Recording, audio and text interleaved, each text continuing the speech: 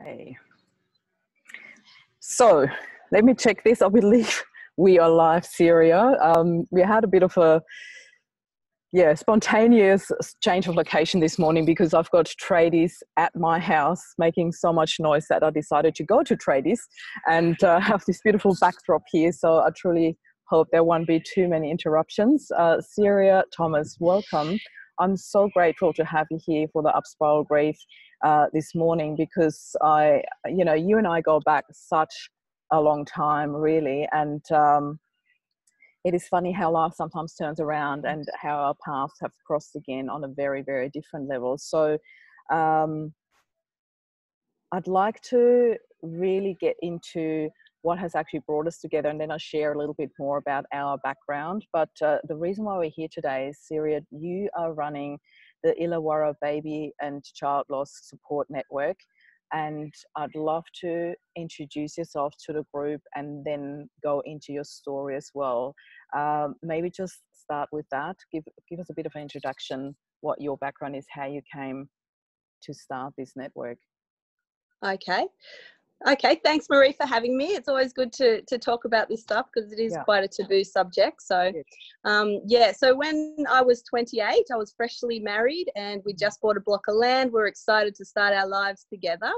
I was 40 weeks pregnant and we were really excited about it, welcoming this beautiful little baby into our home. And then one night my waters broke. We were off to the hospital and we walked into that hospital excited, ready to bring home our baby. We had a very traumatic birth experience. So she was posterior and she wasn't budging. And the hospital at that time were not prepared for the difficult birth that we were having. So we kind of had an Egyptian registrar who didn't really know what to do. And he persevered with the suction for far too long. And in the end, they did call in a specialist who did deliver her by forceps, but by that time she just suffered hypoxia and overuse of the suction. She had a brain hemorrhage, so she lived for 2 hours and basically they handed us this beautiful perfect little girl and said, here's your baby and you need to say goodbye. So it kind of like as you know, the bottom just falls out of your world. You've got all these hopes and dreams of your future and suddenly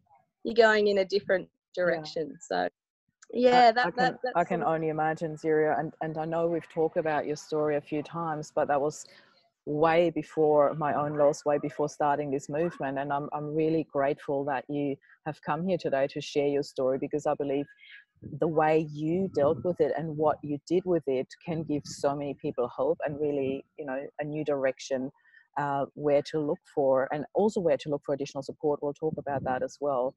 But may I ask you, if you're okay with that, to talk about a few more details as well. At what stage did you know that there is no hope for your baby?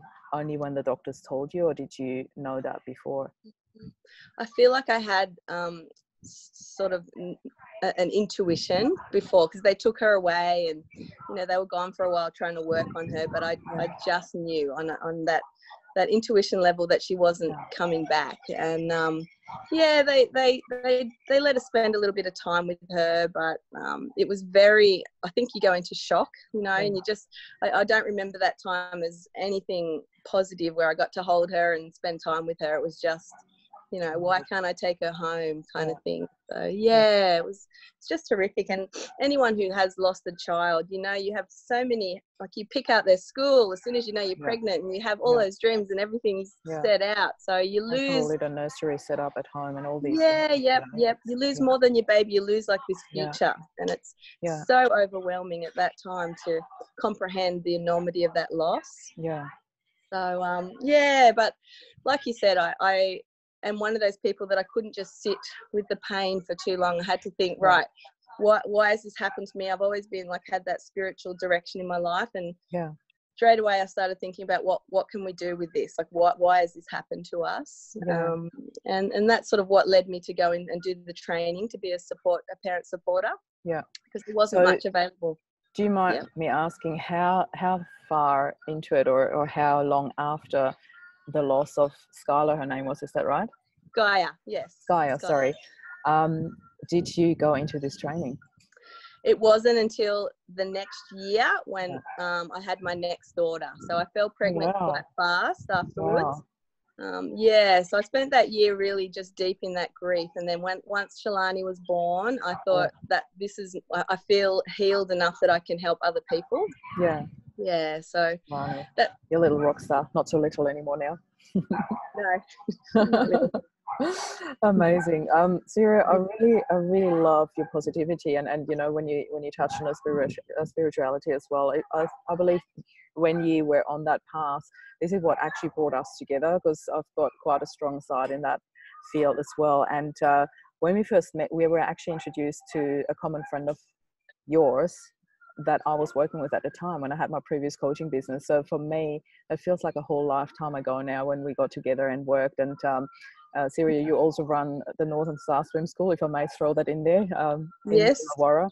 And so I've worked with the ownership team, with the management team, with your staff. It was such a beautiful way of really getting to know not only you, but also Mal, your husband, your mom, who's also in the group actually, and also your staff. You know, I got to know your whole family. I remember when I was working with you, you were pregnant with your son. You know, it's just so many layers. And then when I lost Rob, I remember we went for a walk at the ocean, and we talk about how could we make this work for each other, how could we help each other out to really spread some more positivity around how people grieve and how people deal with loss. And I still remember that walk that we had, and it was such early stage for me, because it was literally just after I started Loving Life After Loss, but the idea was very well born already. And so I feel really, really humbled to have you here today, you know, almost 1 year into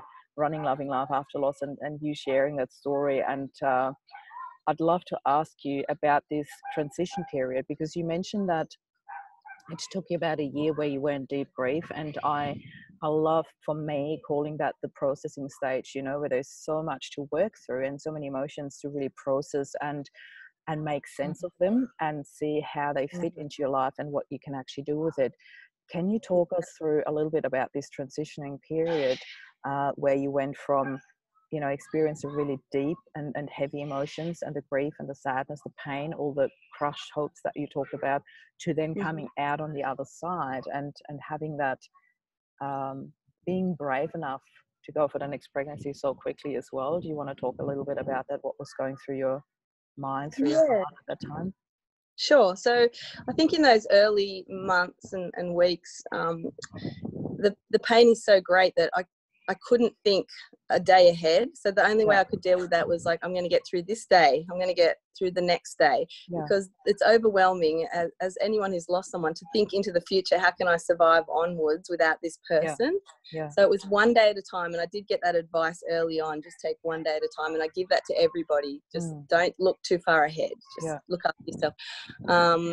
But I look, with the next baby thing, I could not consciously make a decision that I'm going to have another child. It was far too scary. So I just handed that over to the universe. And when you send me another child, I'll be ready. And it did happen a lot faster than I would have maybe liked at the time. She was very healing. And I think and until that time, until I had her in my arms, I wasn't grounded enough or in a mental place where I could help others. It wasn't until then. But one of the things that definitely helped me was connecting with other people who had like been through a loss. So exactly what you're doing here with this movement, just having other people to talk to and to connect to who totally get what you're feeling, because you feel so isolated and so like you're the only person going through this. You know it's not, but sometimes you really feel like that. Nobody else understands, nobody else gets it, you know, unless you meet somebody who's been through. Siria, I'd like to ask you something that might sound a bit confronting around that, because you are one of those people who have had other living children, and not everybody is as lucky to have that chance to have another baby, or even, you know, some people have experienced multiple losses. One thing I talk a lot about in the movement is to not compare, and not compare your own loss or losses to other people. And there's no competition in how many miscarriages you had or how many people you have lost in your life, yet it comes up quite often, you know, that feeling of, well, you wouldn't understand because you went and had another baby. What is your advice to people who are listening into this right now and say, you know, I never had this chance. How can I move past it without ever holding a baby in my hands? Is there anything that you can share from your point of view? Because I know that you've worked with so many parents and moms in particular that have lost or miscarried babies. What is your advice around that? Yeah, definitely. So I've sat in a circle with mums over the years where one may have lost her baby at, 8-10 weeks and the other one's 12 weeks. And the ones who lose earlier will often say exactly what you just said. I don't feel right here because I feel like you guys have all suffered a worse loss than me. And one of the things we say to them is that your loss is worse than any of ours because it's your loss. Yeah. So you can't compare. That's awesome. Yeah. Yeah, your loss is worse because it feels to you, and people do want to compare losses. I know exactly what you're saying. I hear that, but I don't think it's healthy, and it's not helpful for anyone to think about how different our losses are. It's the worst loss because it's mine. Yeah. And I also experienced a lot of that. Oh yeah, I know my sister has also lost a husband, or such and such has lost a husband, or even I have lost a husband too. Like all these comparison stories, I sometimes wonder how people possibly think that can help me heal in any way or make me feel better if they dump their own loss on top of mine. And you know, yes. I don't believe that it's helpful at all, but I also understand, and I always say that so people get the other perspective as well.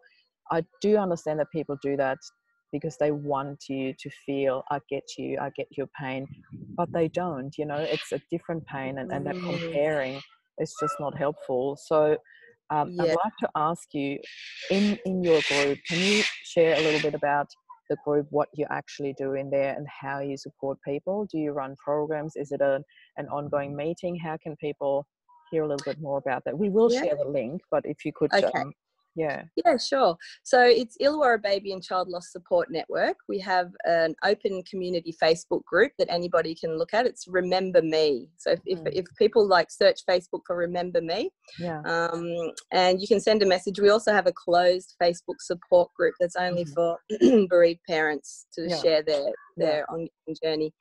The Remember Me is a page or a group as well? It's Remember Me is more the community where anybody can go on there and look at our events. Okay. But if you go on there, you can send me a message or send a message through there to the actual Facebook closed group. Yeah. But we do face-to-face support meetings, so they're intermittent, and all the details are on the Facebook page about that. Yeah. We run a few community events through the year, Marie. One of them is the Remember Me Bridge Walk across the Seacliff Bridge. That happens around October. Yeah. And then we also do a Christmas remembrance picnic at the Botanic Gardens for all the bereaved families. So in Wollongong? In Wollongong, yeah. Yeah. So, you know, anyone out there who has lost a child or baby, we welcome you to contact us and join in on our community events, because, like I said, just connecting with those people and realising that you're not the only one is so very healing when you're on that journey. Absolutely. Yeah. Do you offer one-on-one support as well, or is it all running groups? No. So we do one-on-one through Messenger, or I can speak to people on the phone as well. So I've done all my parent support training through Red Nose. That's the other thing. We are affiliated with Red Nose, and they support us and do all our training too. So yeah. I'd like to ask you a bit more how you actually got to start that. You said you went through this grieving period and then you went on to have Shalani, and at what stage did you realize that you wanted to do this, that you wanted to do the training? Because you obviously started with a couple of parents that you met, and where you realized, okay, I've got something that I can share with them and where I can help them. But how did that then transition into actually doing the training and starting the movement, the group? Yeah, so we lost Sky in July, and then we were lucky enough to meet another family who'd also lost their baby around the same time. And the four of us decided we were going to skip Christmas, and we went to Byron Bay. So it was up there sitting around the campfire at Byron Bay that we made a decision that we were going to go back to Wollongong and create some kind of support network for families where there was none. So I think that was Susie Myers, my friend. I have to give her a plug, because her and I had many, many conversations about what we were going to do to help things in the Illawarra. And that goes back to when you're saying, you know, what advice for people. I think if you find yourself stuck in that poor me kind of zone for too long and you want to get out of that, the best thing to do is reach out and find ways you can help other people. There's so many things in the community that you can do to help others, and that just seems to be a very healing thing for a lot of people that I've known that have been through traumatic situations and losses. So I find, I don't know what your take on that is. I'd like to hear what you think about this, but I find, like, with the movement that I run, the hardest or the most challenging part for people is they're coming into the movement, they realize they're not alone, they're quite happy to find that love and support in this group, because there's really a lot of people holding space for each other, and I absolutely love that. It's very close to 2,000 people in this movement now, and I find, like, I obviously offer, you know, programs in there as well, because I've put this together with so much love and care for people to really help them through this. And everybody who comes through this program comes out going like, oh my God, this was life-changing. And I love that. But I realize that, and it's not even about whether that's a paid program or a free program. That's not the point I'm making. The point I'm making is there's help available in so many different shapes or forms, and people sit there and kind of feel they want it, but they really struggle with coming out of their shell and actually reaching out. It's almost like, sometimes I feel like I'm sitting there watching people drown in this ocean of grief, and there's people, you know, holding out their hand and they just can't seem to reach out and grab it. How do you overcome that in your group? I'd really like to know, because I've had so many different attempts. Of some of them work better than others, but I'd like to hear what your take on that is. How do you get people past this, you know what, I really do need to reach out? Because once they do, they realize how helpful it is, but getting past this point of... Yes, and I think a lot of it is, if you're doing it on your own, that's hard. So, you know, I would say to those people, is there someone else in your family that can stand beside you to take that step towards, you know, the next thing? Because I think I could only do it because I had Susie and her family beside me, and that just gives you a confidence and that support that you need. So I would definitely, you know, if you want to go to a support group or something, don't feel like you have to go on your own. You can take your mom or your sister or anybody, just to have that person there supporting you. I think that is scary, and when you're in that grief, you're worried that you might break down. I think that's it. You don't want to cry in front of people, like, what will they do with me? But I think with that, people that have been through this, it's fine to let that grief out. I believe so too, because often people apologize for, I'm so sorry that came out, in particular in the programs that I run, where it gets deeper and deeper and more intense, because people work intensely on their healing journey, and it's so beautiful, the things that come up and come out to be healed. And of course there is waves, you know, and I always say, but that's what we're here for. We're here to hold space for you, and it's okay, and it's such a safe space, because those programs I run are always in smaller groups, and it's so beautiful when people do fall apart, that everybody chimes on and everybody's here to hold them, and it's such a gut instinct sort of feeling that people are like, I know where you're at, I know that pain, I just want to hold you, and there's this beautiful love coming out, and definitely. Yeah. How, I also want to ask you, because, you know, I know a lot more about obviously Northern Star Swim School than I know about your support group. So how did this all work? Thank you. How did this all work parallel with you starting the network? What came first? The swim school came obviously after that, didn't it? Yeah. But you've already been? Came first. Yes. Yeah. And the funny thing about that little story, so my daughter who died, Skya, her symbol for us is a sunflower, and so whenever I see a sunflower in my life, I feel that's a message from her leading me in whatever direction, or I'm doing the right thing. And when we went to think about opening our own swim school, we found this big warehouse, and Mel said, let's go have a look at it. So we drive down there, and out the front of this old rundown warehouse is this big patch of sunflowers, and they're all like in full bloom. And I said, I think that's what we're supposed to do. So we went and we ended up getting that exact shed, and that's where we've got Northern Stars running today. So I love those signs that they send, and it takes you a while. It took me a while to be open to that, but at that time I was like, that's definitely my destiny. So and you know, continue to run the business and the group. I think we've been going, Skya turned 18 last year, so So we've been going for a long time now, and I think it just balances me out.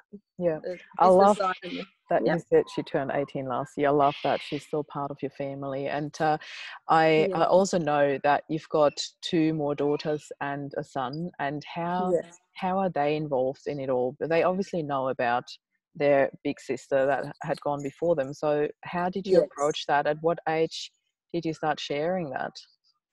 Just from day dot. So they never had that sit down. I need to tell you that they just knew from the start. We have a big stained glass window in our home, Marie, which is a big sunflower. So, and it's actually got her name on it. So that she's kind of there in our living room every day. But recently my son, who's only 6, he wanted to go through Sky's memory box, and you know, some of the photos in there aren't so nice and some are, but he was just so curious and asking me all these questions about what happened, and it is nice to share her with them. And I like you said, I feel like she's always a part of our family. She's just not here. But you know, I still have those days where I catch my breath and I can't believe she's not at the dinner table. Even 18 years later, you think, where is she? Oh, she's not here. So, and I think anyone who loses someone has those, you just can't believe what you went through at that time. So, I was just say it's really interesting you say that, because, you know, when you process through these things, I have moments where I literally feel like it was a different lifetime for me. And also because I deal with it on a daily basis, and, you know, I come across so many different stories, and some of them really, like, you think you've seen it all, not in a negative way, in a very respectful way. You think you've seen it all, you've heard it all, and then a story comes in that really takes your breath away, and you're like, how on earth do people live through that? And then I have to bring myself back to, hold on, you know, how did I deal with that? And what were my steps? And literally retrace that back and go like, okay, as you said, you know, the one step at a time, one day at the time. And I believe that the most important thing is also to have that decision within you that you do want to do something positive about it. And in particular for the person or the baby that you have lost, you know, can you talk a little bit about that, how that was from your perspective, that making the decision or knowing that you needed to move forward with this? Yeah, and I say that to people too. Like, sometimes in our group, we'll imagine, you know, our baby looking down on us. How would they want you to run the rest of your life now that they've gone? Like, do they want to look down and see their parents in this horrible grief for extended time and never moving forward? So that has always helped me a lot, thinking that, you know, how proud she would be of what we've achieved with the group and everything. And that thought. And I think, you know, everybody can relate to that. If you think about that person you've lost, looking down, how would they feel about, you know, you at the moment? And that always gives me motivation to keep moving forward and helping others in this space. So I love that. I actually really believe in that perspective change as well. Like, if you ever struggle, like, how can I possibly to get to the space where you're like, how can I possibly not? You know, if I was in her shoes or in his shoes, looking down on myself, what would I want that person to do? I'd like, you know, and I say, wherever there's so much love, you would want the other person to be happy. And I'm absolutely certain that, you know, she would be super proud of you, and she absolutely is. So in terms of, I want to go back to that previous question though, if that's okay. In terms of where you said your children grew up with knowing that there was another sister, you know, before them. And my question, I think, is more around the fear of dying. And I remember I had this conversation with Flynn and Jet, because they were only 8 and 10 when Rob died. And I remember we were upstairs in my bedroom, and Jet started talking about this whole idea of what if something was to happen to me now. And I can only imagine for kids when they're that little, I'm not even sure if they think like that or they do, but at some stage they definitely get to that age where they understand, oh, it could happen to me as well. Did you experience any bigger fear compared to the normal situations where there's kids that haven't lost a sister? Or was there any fear that came up from your children where they would have addressed that and go like, what if something was to happen to me? Did that ever come up, or was that never a topic that was talked about? So when we first start talking about Sky when they're little, we put her in as, this is now your guardian angel sister. So she's there, she's shining on your life, and she's more going to be protecting you than anything. So I think that became a bigger than any fear of that might happen to me, that they have this guardian angel that's looking over them. But beautiful. that probably affected me more. So when I had my first living child, I never thought, oh, she's going to be fine. I thought she could die any minute. And I lived with that fear for a long time with Shalani, that every time she got a fever, I thought, this is it, she's going to die. And it took me a long time to relax and think she's actually going to stay.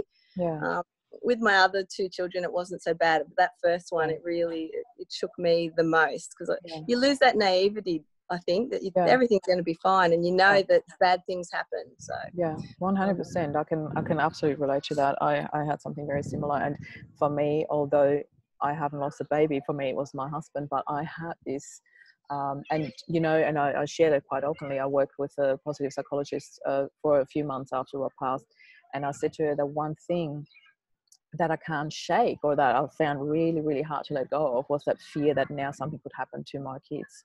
You know, what if I would lose a child now? And I just had this constant fear around me that I just couldn't seem to shake for a really, really long time. And then I don't know how and when it happened, but it somehow just dropped off, you know. And I believe one thing that Emily always says, and Emily comes into this group quite regularly for interviews with me, and one thing that she always says is to focus on the now. I found that a very, very valuable lesson, to focus on the now and on the connection that you have, and everything else, the future will take care of itself, you know. And that goes for so many different levels. That goes for relationships, that goes for the fear that something could happen to your kids, that goes for you know, your career, that it literally works on every level, that focusing on the now and what you can do in the now. And then the future will look very different, you know, when you focus on what you can do and what you have. It's that whole gratitude concept as well, you know. I believe that is something that is quite challenging for a lot of people as well, that have experienced loss, to get back to gratitude. And I have to admit, I struggled with that as well at first, that you know, I knew that I was grateful for things that I had, but I found it very challenging to go like, all right, you know, I lost my husband, but I'm grateful for, I don't know, having two children. It doesn't work that easily. How did you deal with that idea of gratitude? Because I know you fully believe in gratitude. How did you handle that? How did you get back to that? Thank you. And I think it also comes back to time, and people will come into our group and, you know, how long is this going to take? How long am I going to feel this bad? And when can I get back to a zone? And it's different for everyone, but I usually say after that first year of all those milestones and all those events you've got to go through the first time, the light will start to come back a little bit, and you can start looking at positive things that person has left in your life. But just to not feel like I should be better now, because a lot of mums are thinking, why aren't I feeling better? It's been like 3 months, you know. But just to give sometimes yourself if it's been a year, why is this not happening? So I think that putting a time frame on it is quite no time frame, but at least let yourself get through every event once. I believe the milestones are definitely the hardest, and I love that you said that you decided to skip Christmas. Yes, we called ourselves the Christmas protest group that year. and it's funny because everyone around me is saying, no, you have to do Christmas. What about, you know, your nana, and what about this? And you have to really take care of yourself. Yeah, that's it. What about me and what we needed at that time? But I think time is the only thing that helped me get back to gratitude, Marie. Thank you. That makes a lot of sense. Siria, I also want to ask you, you know, expectations is a huge, huge topic in this group as well. And in particular, when it comes to grief, I always say, you know, my mission for me, my vision that I have is to completely revolutionize grief and to really work on those expectations that society puts on grief. And how did you handle that? We just touched on that when you said, well, what about you? You know, there's a lot of talk about expectations in this movement as well, where people think I have to and I should, and you know, when they the people are coming to the movement and said, well, it's only been 6 months and people expect me that I have moved forward, or that I have moved on, or that I'm back at work and I'm putting on this mask, but right inside of me I'm just completely broken, I can't handle it. How did you ever feel like you had to put on a mask for other people outside, or were you fully in tune with, this is who I am and this is how I deal with it? How did you deal with this expectation coming from outside? Yeah, and when it's talking about baby loss, what comes in our group a lot is people saying, now that you've had your next baby, you should be fine, or so it's definitely, expectations come into it a lot with baby loss.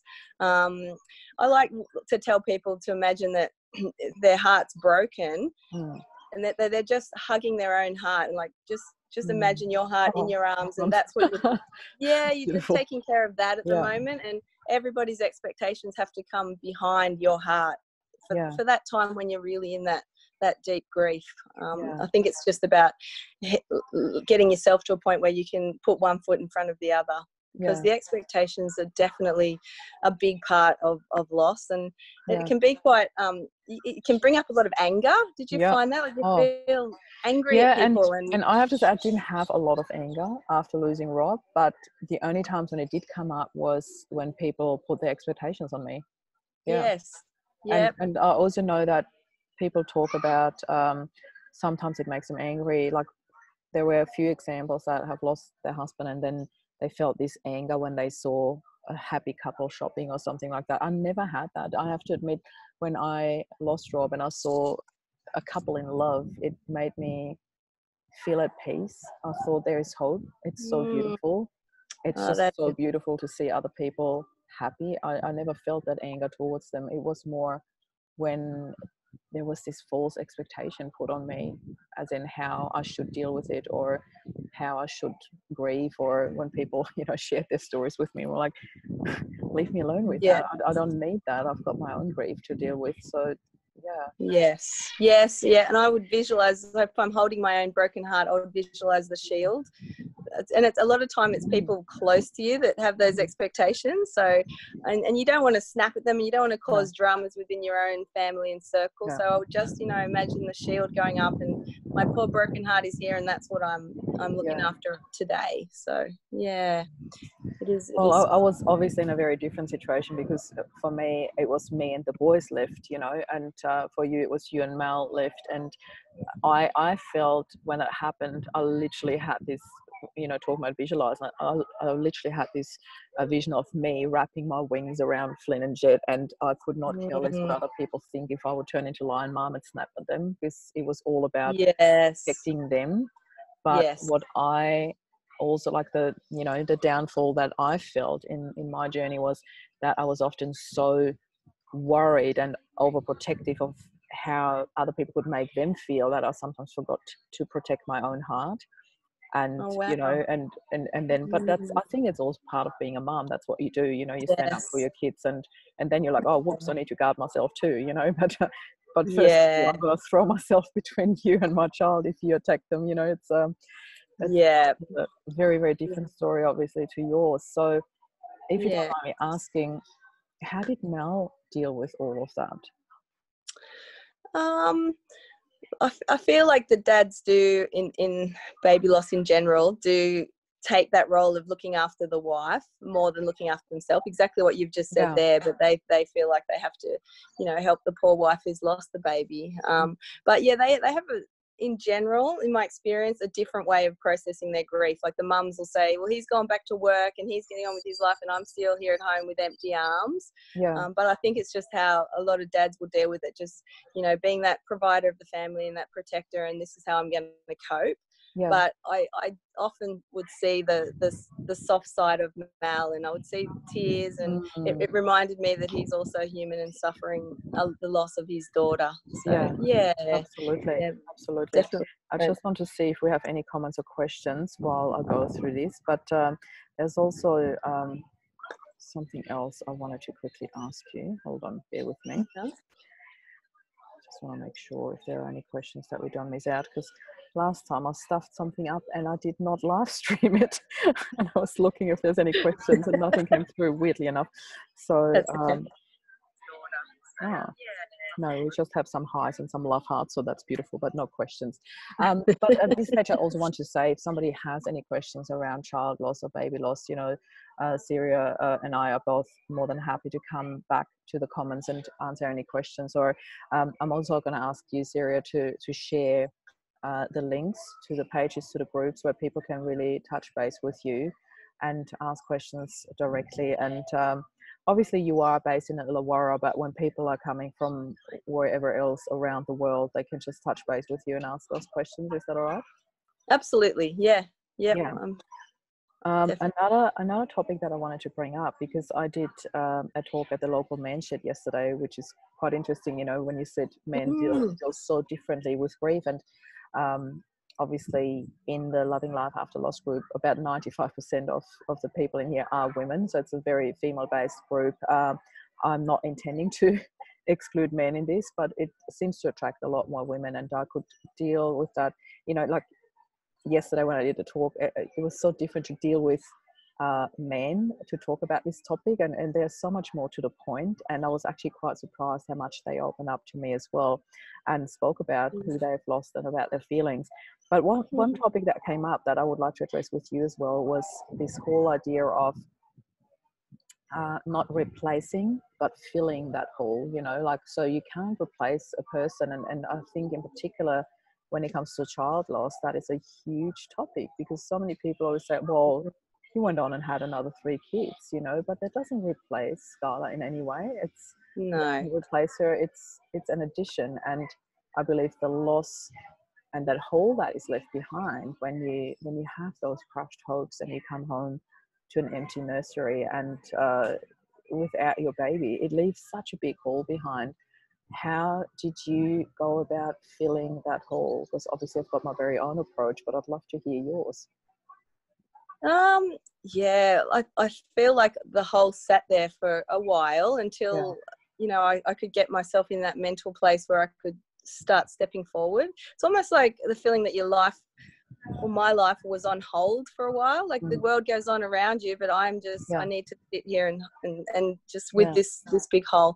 And like I said before, I didn't make a conscious decision to have another baby. I just handed that over, and the children came along. But look, I don't have a definitive answer for that question, Marie. I feel like one day at a time.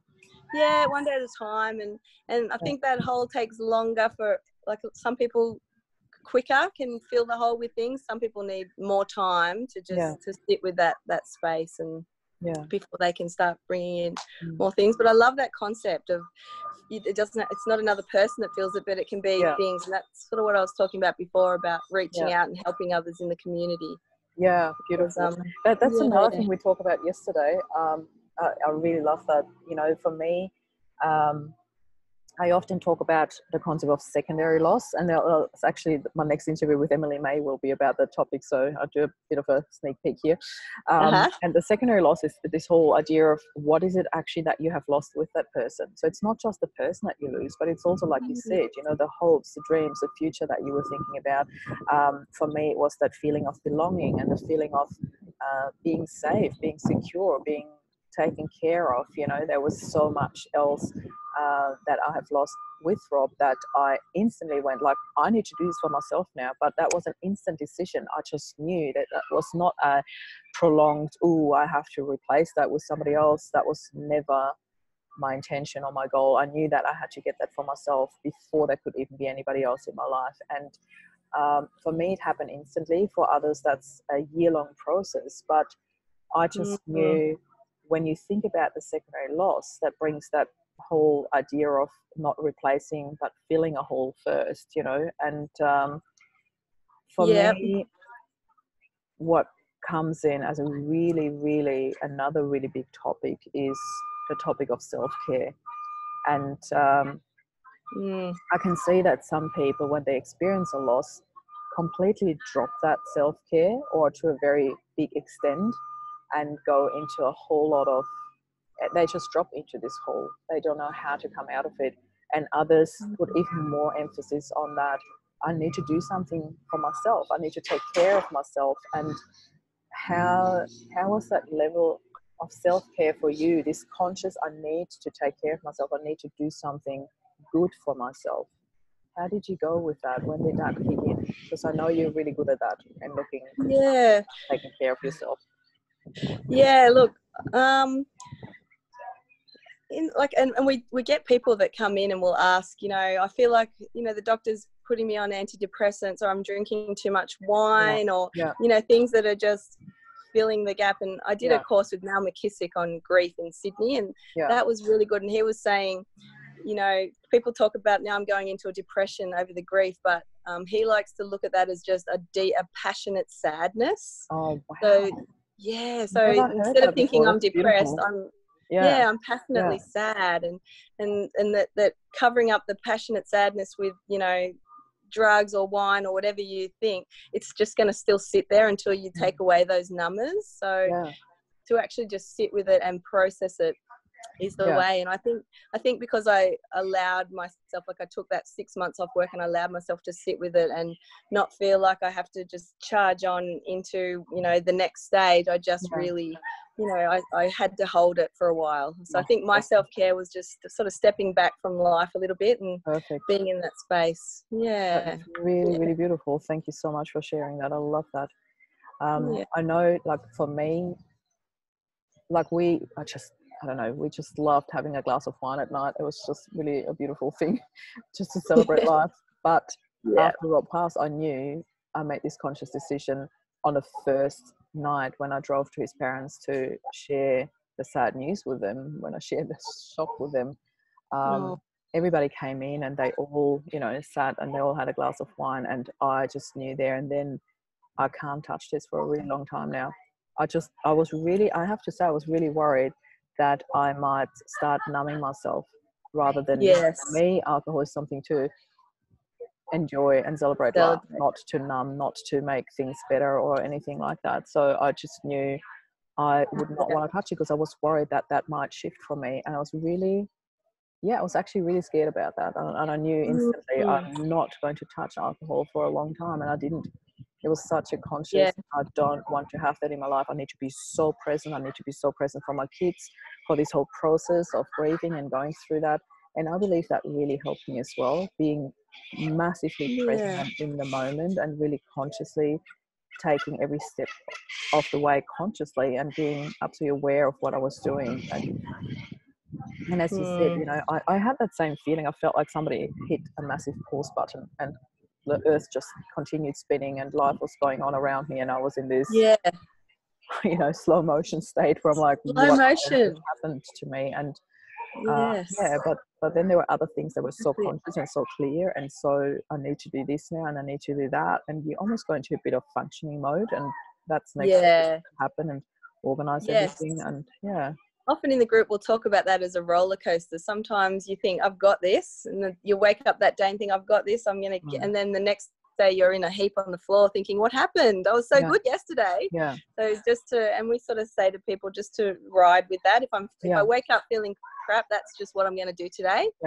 Or if I'm feeling better, don't feel bad about smiling and being happy. You kind of just got to go with it. That's my biggest thing, be okay with that too. Don't just accept the sadness that comes with it. Be okay with the happiness. A lot of people feel guilty about feeling happy. How can I possibly be happy? I've just lost a child or somebody else in my life. And I really love that. And the other thing that just came up for me when you said that, the roller coaster, I believe just shifting that perspective around the bad day or bad moment, that it is temporary. It's not like because I have a bad day that everything else that I've worked on, where I've come to a good space or I thought I was doing so well, is gone. It is just temporary. It's okay to have a bad day. It's all part of it. You can't expect like doing work around that and then it will always be good. I feel I'm in a really good space in my life, but I'm not expecting that will, last forever. I will have my bad days, and I do, and I work through them. And the beautiful thing is that I know how to work through them, and I know where to get support from. I have my support network that is really, really strong. And I really urge everyone listening to this to build their own support network, whether that is through reaching out to you or in the Loving Life After Loss or in their friends and family, but to really find those, I call it like the little list of speed dial, those people where you have them really close to your heart, and they get you and they hold you and they're just there for you. So yeah. Absolutely. What you just said there reminded me of what someone said to me one time was, if you're having a bad day, to remember this is a bad day, not a bad life. Yes. Just a bad day. I love that so much. It does pass. Yeah. Siria, when is your next event coming up? I think we just look, we're looking at a support group meeting for the last week of March. So anybody listening that has lost a child or knows somebody who's lost a baby or child, get in touch with us, because you're welcome to come along and sit in our circle. Sometimes they just like to listen, but you're not forced to participate in anything. You're not. Just to be there is often the first step. Just being there, and just even if you sit on the sidelines. I often say that in a group as well, feel free to sit on the sidelines and watch as long as you want to, or just come on in and participate. Siria, I also want to say, I asked you already, I'd be more than happy for you to share the links to your group, to your page, so people can actually get in touch with you. But also a reminder for those in the group, this is a closed group, but the interview is recorded and will be shared outside of the group as well. So you can share the interview, you can share the links that Siria is putting in the comments below with people. The only thing you can't do is tag people in this group that are not in the group, because they won't see it. So if you feel that there's somebody that needs to hear this or needs to have the links, then please do copy and paste that and share that, or share the interview. I will share the link of the interview as well, so people can actually copy and paste that, because you can't share things from a closed group. But just a little reminder. So is there anything that you would like to leave our beautiful audience with, some last words of advice that you feel like everybody should really remember, that if they do experience a loss, that has helped you tremendously? Yeah, look, and I'll just go back to my favourite advice, was just to take one day at a time and not look too far into the future, because that is definitely overwhelming when you have lost someone. And also to reach out, not feel like you have to do this alone, because it's such a massive thing in your life when you go through a loss, that doing it alone is just too much to ask of anyone, I think. And don't be afraid to lean on people for support. So, yeah, that's really beautiful. I really want to thank you for the time that you had here, and for sharing yourself and your very personal story. I think it is so beautiful what you have done with this, what you're doing on a weekly and monthly basis, and the events that you organize. So I'd really love for anyone watching this who has experienced child loss to come along to one of the events, or at least check out the page if you're not close by, and reach out. There's so many people around you that can hold you, that can hold space for you, that can help you. And even if you're going through this roller coaster and you have this day where like, oh, this is really bad, then know that there is somebody there who can actually hold space for you and just hold you. And I want you to know this. I want everybody watching this to know there's so much love and support out there, and just to reach out.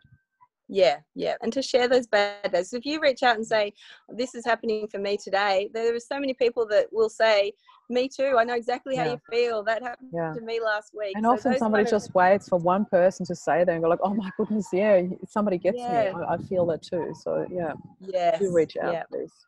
Siria, thank you so much for your time. I really, really appreciate it. No worries, Marie. I will be sharing the links by the afternoon, so people can actually share that. And if you could please put your links in the comments.